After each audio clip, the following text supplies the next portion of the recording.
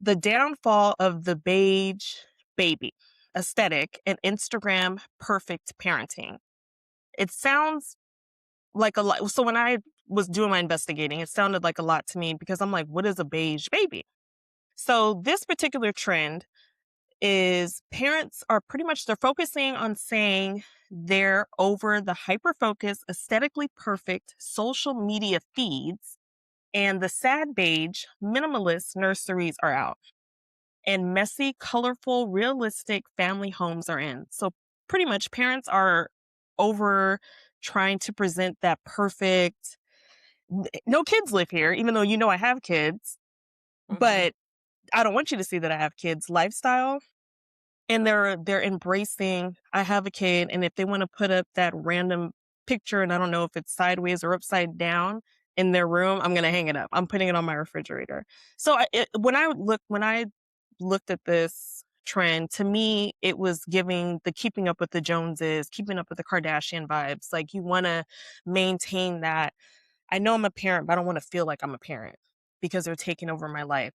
So, what do you feel, Dr. Tina? We'll start with you as our guest. I'm right with you, Anish, because that's has been what it has felt like to me. And having some dear ones in my life that are um, the age of my kids who I've known since they were little, they're like best friends or whatever of my kids.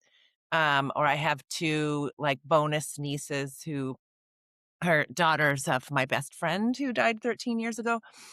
I've watched them navigate this, and it's real. This sense of I'm not like that, but I'm going to present that it's all neat and clean and yada, yada, yada. And they are getting really over it. And they're also, I think, noticing that there are a lot of people who are presenting my kid is a kid. So my kid is 2. This is what 2-year-olds do. Or my kid is 3 or 5 or 7. And this is what they do. And celebrating that. And this is the hard stuff that we all do. And letting themselves show themselves being tired or putting their feet up or whatever they're needing to do, or just falling into bed exhausted, or I was up all night. And that those are really getting a lot of appreciation from other viewers, right? And so there's a feedback loop that's showing them, show the honesty, show the vulnerability, show the truth. And I'm really grateful for that because there's so much to celebrate even in the messy. I often say when my kids grew and were gone, even though chaos was always chaos, I missed the chaos, right? Because it's a lot to do parenting, and it happens actually in retrospect, happens very fast. Years ago, there was a podcast called The Longest Shortest Time that was about parenting because it really is that. But I love seeing people show the honesty and also celebrate it. Just celebrate it or say, this is the part I'm not so crazy about, or whatever. It feels real. It feels more truthful and sweet, actually. Yes, absolutely. And I'm sorry to hear about your friend, your best friend at that. So, Yeah, but I'm so fortunate to get to mother these girls and, you know, do yeah, some of what their mom would have done, and while we both miss her. yeah. Yeah. Aw, thanks for sharing that. So, how do Yeah. you feel about this trend?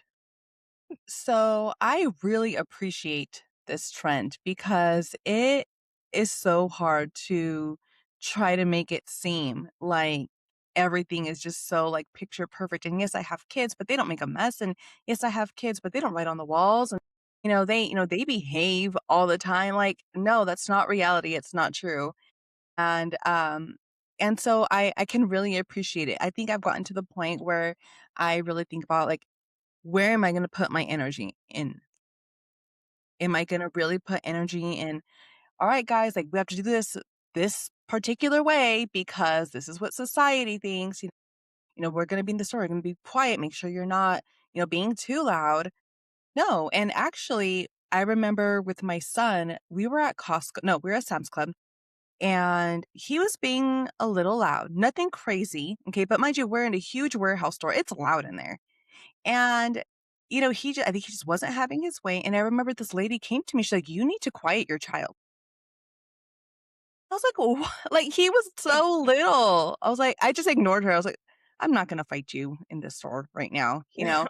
But it's like, he was a kid. He was throwing a tantrum, and not that it was okay for him to be throwing a tantrum, but that's what kids do, and I was like, That's I'm not right. gonna be like, I'm not gonna be made felt bad about my parenting or whatever, 'cause, like, there's only so much I can control, there's so much energy I could put into this. You know what? Okay, let's leave. Let's go get our groceries another day because people are bothered. Like, no, Mhm. not happening.